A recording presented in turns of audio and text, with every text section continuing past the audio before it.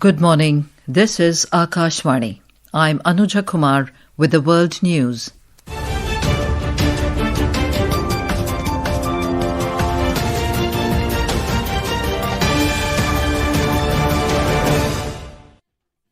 The headlines. UK Prime Minister Keir Starmer arrives in India on a two-day visit to review the progress of India-UK Comprehensive Strategic Partnership. US President Donald Trump and Canadian Prime Minister Mark Carney discuss tariffs and possible free trade agreement. World Bank raises India's GDP growth forecast to 6.5% for current financial year, citing positive impact of GST reforms. And in sports, India sends a 12-member contingent for ISSF World Shotgun Championship 2025 beginning in Greece today.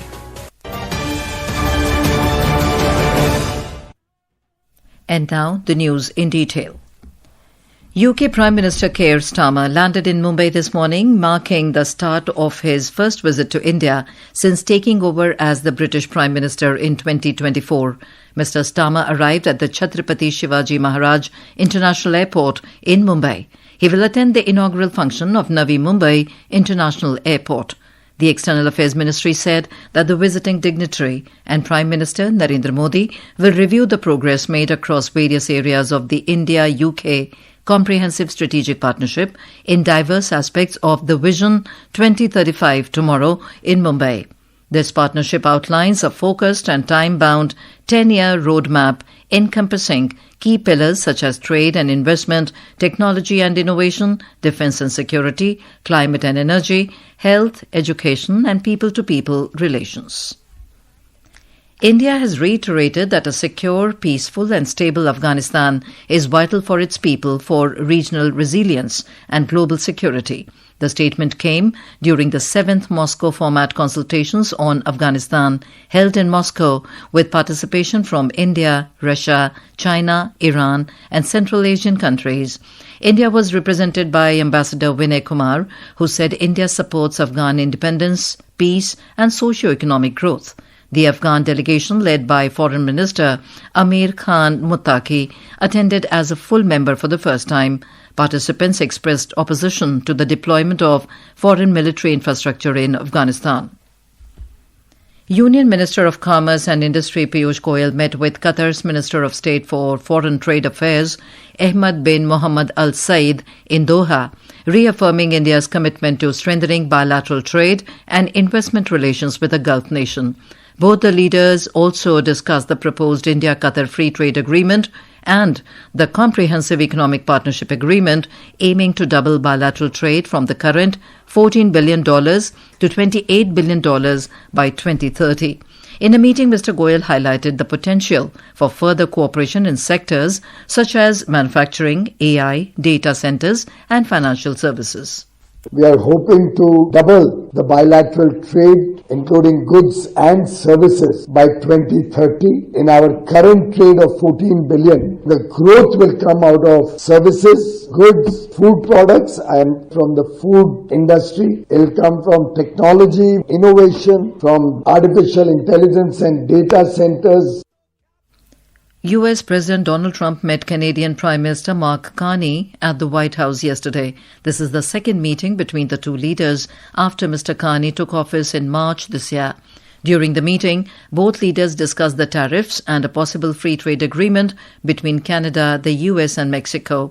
Addressing the press after the meeting, Mr. Trump advocated for lower foreign tariffs on American farmers by saying that Canada was charging very high tariffs on America's agricultural products. We're going to have tariffs between Canada and, they have them with us. I will say with our farmers, they went up to as much as 400%, 250, 300, and even one at 401. We found one having to do with a very small product, but it was high. So, we've always had tariffs between the two of us. And actually, Canada was charging us very high tariffs on our agricultural things, a lot of our agricultural product. And that's one of the things that we talk about for bringing that down. This is Akashvani giving you the world news. For quick news updates round the clock, follow us on our X handle at AIR News Alerts. And for details of these stories and more, log on to our website www.newsonair.gov.in and download the News on AIR app. The World Bank has raised India's growth forecast to 6.5% for financial year 2026 from its earlier projection of 6.3% in June, citing resilient domestic demand, strong rural recovery, and the positive impact of goods and services tax reforms. In its latest South Asia Development Update, the World Bank said that India is expected to remain the world's fastest growing major economy, underpinned by strong consumption growth.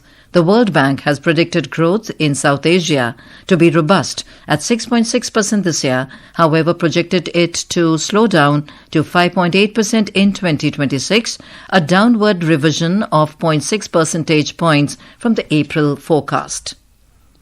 The 7th meeting of India-Brazil Trade Monitoring Mechanism was held in New Delhi yesterday. Commerce Secretary Rajesh Agarwal and Secretary of Foreign Trade of Brazil, Tatiana Lacerda Prazeres, discussed ways to boost bilateral trade and investment, expand the India-Mercosur preferential trade agreement, and enhance collaboration in sectors such as pharmaceuticals, chemicals, MSMEs, and finance. The outcome of the meeting will be reviewed by the Vice President of Brazil and the Minister of Commerce and Industry of India during the visit of Brazilian Vice President to India next week.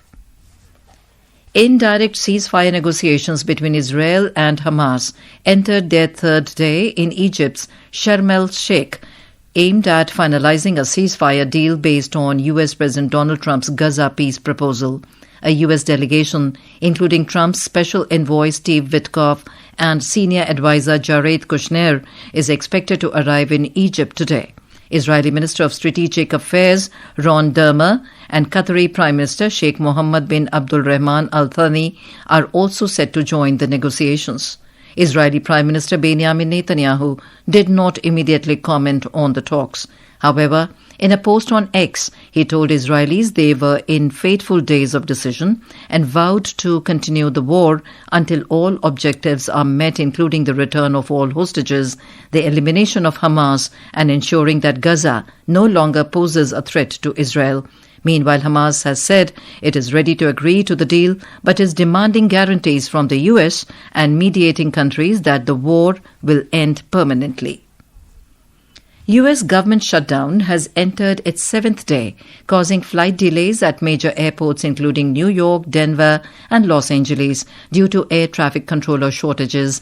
Staffing issues were also reported in Washington, D.C., Newark, and Jacksonville. At Hollywood Burbank Airport, a pilot was informed over radio that the control tower was closed due to lack of staff. This marks the first U.S. shutdown in 7 years, following the record 35-day shutdown under Trump in 2018-19.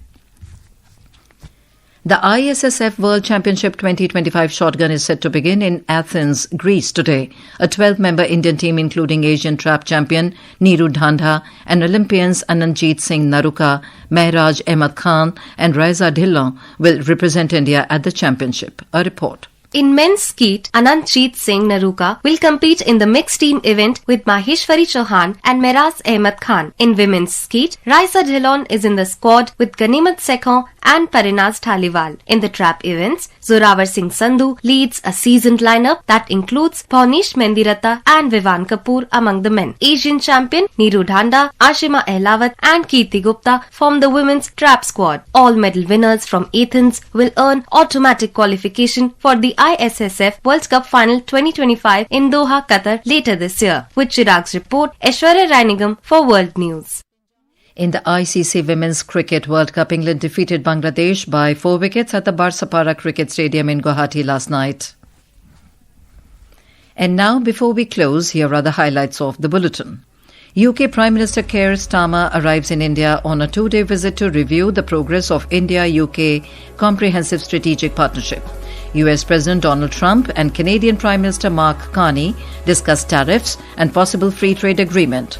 World Bank raises India's GDP growth forecast to 6.5% for current financial year, citing positive impact of GST reforms. And in sports, India sends a 12-member contingent for ISSF World Shotgun Championship 2025. And that is the end of this news bulletin.